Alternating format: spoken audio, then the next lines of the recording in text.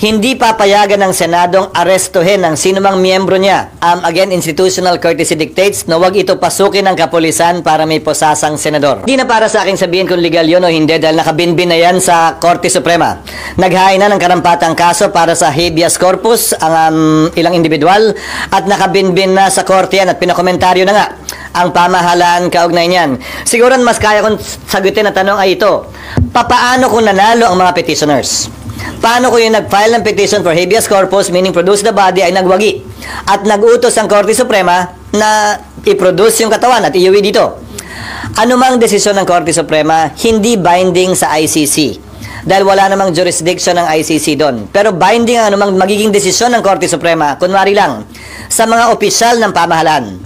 So kung mangyayari yon, ang gagawin ng Korte, pag-uutos sa pamahalaan na gumawa ng mga hakbang para may sakatuparan yon sa pamamagitan ng pag-intervene halimbawa sa ICC, pero sa dulo, desisyon pa rin ng ICC yon dahil anumang desisyon ng Korte Suprema, binding lamang sa mga opisyal ng pamahalaan at mga Pilipino at sa Pilipinas kung saan siya may jurisdiction.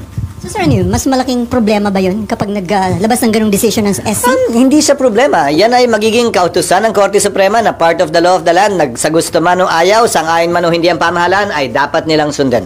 Sir, about Senator Bato de la Rosa, nagkausap na po ba kayong dalawa? Nagkausap kami. Humihingi siya ng anong favor or tulong ang hinihingi niya sa inyo? Ang kinuwento ko sa kanya at sinabi ko sa kanya, ang siyang sasabihin ko rin ngayon. Meron kaming summary ng mga kaganapan dito sa Senado noong mga nagdaang panahon na may mga akusadong senador o senador na inakusa ng iba't ibang krimen.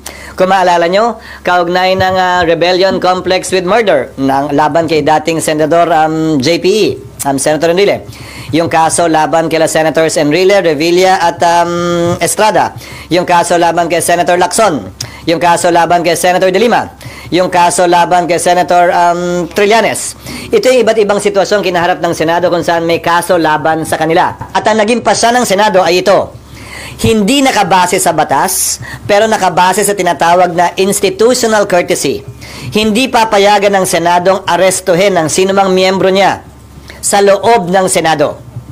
Lalo na kung merong sesyon. Ang pinakamatagal na namalagi dito sa Senado ay si Senator Trillanes na namalagi dito ng humigit kumulang 25 araw. Bibigay ko sa inyo yung history sa mga nagdaang panahon para may reference kayo. Dagdag pa dito. Sa lahat ng kasong yon, maliban na lamang kung winidraw o inatras yung warrant, ay sumuko din sa mga otoridad, yung mga miyembro ng Senado, matapos nilang makuha o hindi makuha at klarong hindi na makukuha yung kanilang legal remedies na sinusubukan kunin. Historically, may sesyon o wala, again, institutional courtesy dictates na wag ito pasukin ng kapulisan para may posasang senador. Dalawang bagay ang nangyayari. I-exhaust yung legal remedy o kusang lumalabas yung senador sa Senado. Ang pinakamaliwanag na ehemplo ay sa kaso ni Senator Laila de Lima. Isang araw lamang sa natulog dito at kinabukasan, sinuko niya yung kanyang sarili sa mga otoridad.